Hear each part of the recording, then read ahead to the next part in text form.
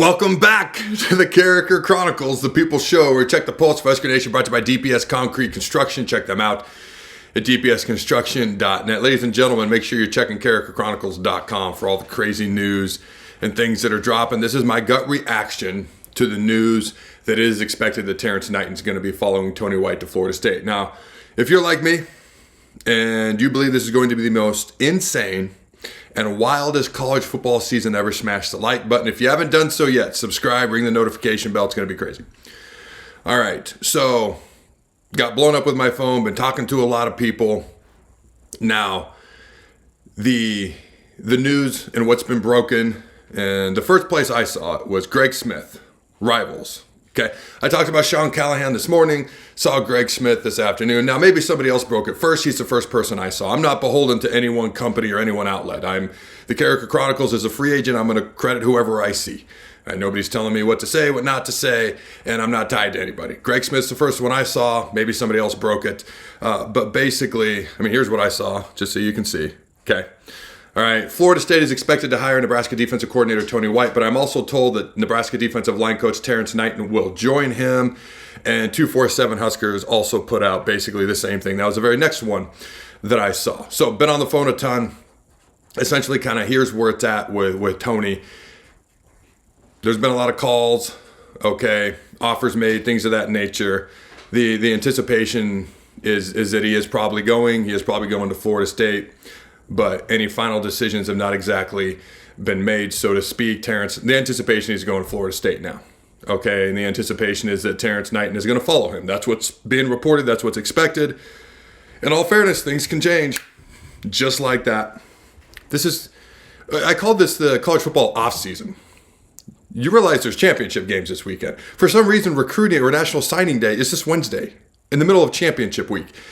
I don't know if is this the off season? Is this the in season? It's basically the season of insanity. Okay, so here are my thoughts on this.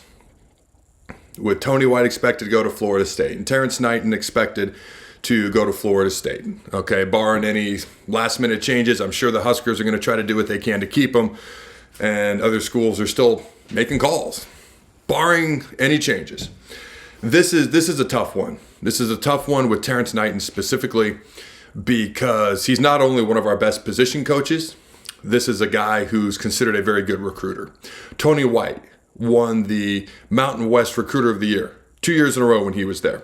He's considered one of the best recruiters. Terrance Knighton's considered one of the best recruiters. He took an insanely inexperienced defensive line a couple of years ago and turned them into the strength of the defense. And the defensive line has played solid way more often than not for the past 2 years in a row. So good position coach, a really good recruiter. This hurts, okay, in that aspect. One person texted me and said, hey, this hurts more than losing Tony White. I don't know about that. Okay, all right. A couple other notes. If you haven't seen these, defensive lineman Vincent Jackson has entered the transfer portal as well. Gabe Irvin has entered the transfer portal. I actually just saw Gabe and chatted with him.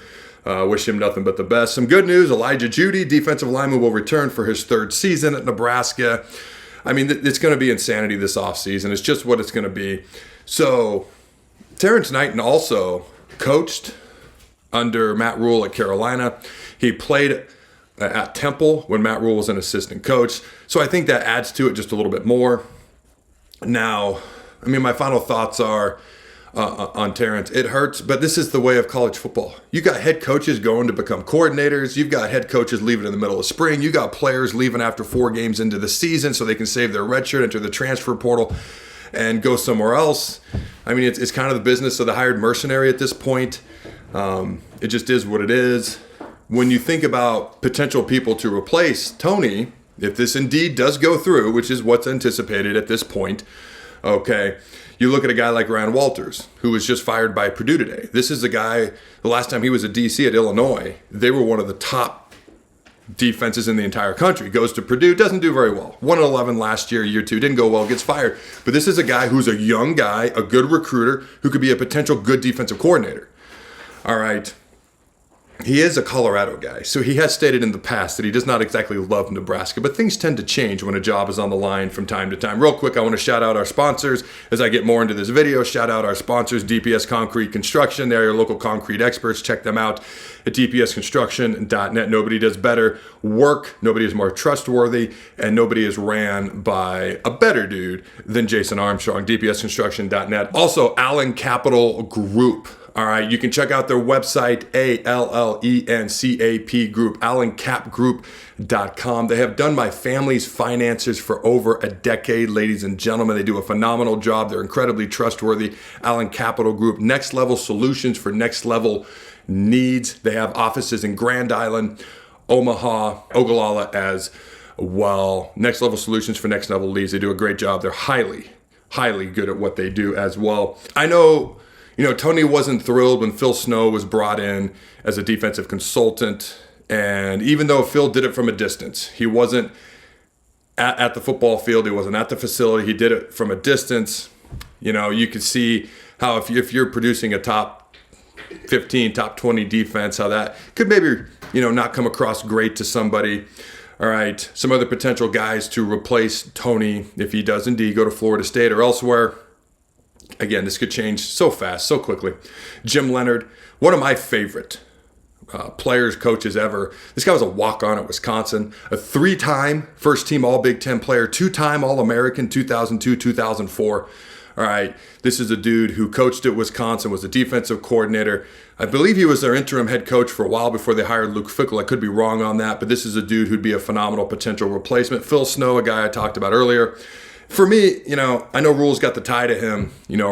Maybe a younger guy like Ryan Walters, Jim Leonard, somebody else could potentially be a good option. I know John Butler has been brought up as well as a potential defensive coordinator, a guy with 20 years of major Division I college football coaching experience, 10 years in the NFL, 30 years, a guy with a resume a mile long. I'd feel better if our secondary had played better this year. That was the weakness of our defense, was the secondary this year. All right, defensive line played good way more often than not. We stopped the run up front way more often than not. The secondary was the unit that left guys wide open at times. Was the unit that gave up the big plays. So I got that in the back of my mind when I think about John Butler, but he does have a resume a mile long as well as a potential defensive coordinator replacement for Tony White. I will say this, going back to Coach Knighton, and I know I'm calling all over the place. It's a gut reaction. Last summer, when he deleted pretty much everything off his profile on X that had to do with Nebraska, and then he put up CEO of Death Row, and he did put something back up on the profile, Nebraska related, whatever it was, we were moving. And I didn't do any shows last summer. I didn't even talk about Nebraska baseball winning the Big Ten championship. That will never happen again. This show is now year-round talking all Husker sports. We're done moving, so it's easier. But I didn't say anything because we were moving. I'm like, there's no way that doesn't mean something. There's no way that doesn't mean something. Now, I didn't talk to anybody. I didn't inquire. Life was chaos with the move. I'm not shocked to hear this. I know there's been conversations for a couple of weeks with other teams, okay? So, I don't know. That just meant something to me. I know there's been conversations for a couple of weeks, and if he does indeed end up going, it is a loss for Nebraska on multiple levels that I've already talked about as well. It's interesting because, all right, kind of going to you at UCF, because Florida State hired Gus Malzahn, UCF's head coach. I mentioned that in my gut reaction to the Tony White news earlier today. I've had some people hit me up, should Scott Frost go be the head coach at UCF? Yeah, why not? It worked before. Why not? I think it's going to be hard for him to get options otherwise, and I don't know why they wouldn't want him back. I know, random, kind of out of nowhere. All right, couple of final thoughts. I was asked about the 3-3-5 scheme as a whole.